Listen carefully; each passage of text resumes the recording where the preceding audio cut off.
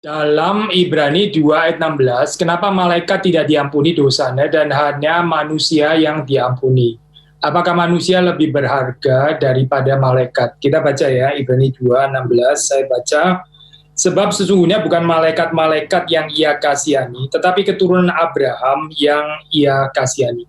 Saudara, untuk mengerti konteksnya, saudara bisa membaca mulai dari ayat yang kelima sampai dengan ayat yang terakhir daripada pasal 2 ini. Di situ saudara membaca bahwa penulis daripada Ibrani ini mengutip Mazmur 8 ya, yaitu dalam ayat ke-6.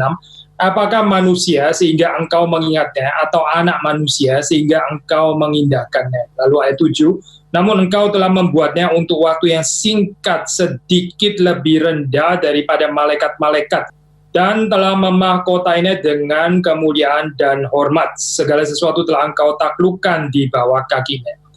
Jadi intinya saudara mesti mengerti ini ya di dalam perspektif doksologi, karena Mazmur 8 itu adalah tentang doksologi.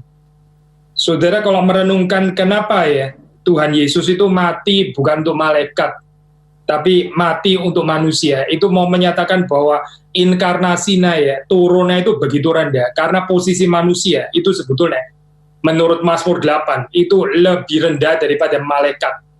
Jadi Yesus bukan cuma turun sampai kepada level malaikat, tapi dia turun sampai kepada level manusia yang diciptakan itu sedikit lebih rendah daripada malaikat-malaikat. Meskipun di sini dikatakan untuk waktu yang singkat ya.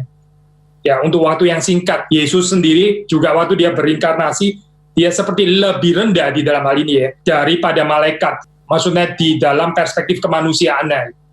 Ini yang seharusnya membawa kita untuk lebih kagum akan misteri inkarnasi, bahwa Tuhan itu rela turun demikian dalam ya, demikian jauh, bukan hanya di antara heavenly beings, tapi kepada kita yang dibuat daripada debu dan tanah ini, dia rela untuk menyelamatkan kita.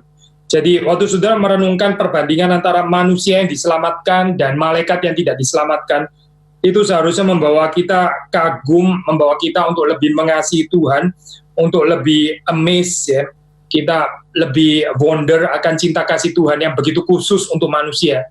Sama di dalam hal ini ya, seperti waktu kita memikirkan, merenungkan kenapa Tuhan itu memilih saya untuk diselamatkan ya, padahal kita nggak punya kualifikasi sedikit pun lebih baik daripada yang lain. Itu bukan untuk dihayati secara sombong atau terus kemudian saya being chosen dan sebagainya, bukan, tapi untuk membawa kita kepada kekaguman dan keterharuan. Jadi perspektif doksologi ini sangat penting ya saudara. Kalau kita nggak ada perspektif doksologi dan memahami teologi kita nggak tahu itu kemana gitu. Nggak akan mengarah kepada ibadah, nggak akan mengarah kepada cinta Tuhan, tapi mengarah kepada yang dikatakan Paulus, knowledge itu puff up, knowledge itu menggembungkan diri, pengetahuan itu sombong gitu, tapi kasih membangun. Doksologi itulah yang membakar cinta kasih kita baik kepada Tuhan maupun kepada sesama.